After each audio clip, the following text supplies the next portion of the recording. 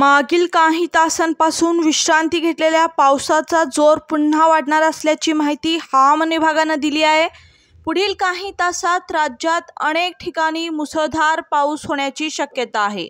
सविस्तर बातमी पाहण्याआधी आपण जर आमच्या हॅलो बळीराजा या चॅनलला सबस्क्राईब केला नसाल तर नक्कीच सबस्क्राईब करा, जेणेकरून आमचे अपडेट तुम्हाला लवकरात लवकर मिळतील। हवामान विभागाच्या माहितीनुसार सध्या बंगालच्या उपसागरासह नजीकच्या भागांमध्ये कमी दाबाचा पट्टा सक्रिय झालाय। यामुळे राज्यातील बहुतांश भागात काळे ढग दाटून येतील। पुढील काही तासात विदर्भात मुसळधार पावसाची शक्यता आहे। यामुळे येथे पावसाचा येलो अलर्ट जारी करण्यात आलाय। आज विदर्भातील गडचिरोली, अकोला, अमरावती, नागपूर, चंद्रपूर, वर्धा, यवतमाळ आणि नाशिक जिल्ह्यात मध्यम पाऊस पडण्याची शक्यता आहे, तर काही भागाला पावसाचा फटका बसण्याचीही शक्यता आहे।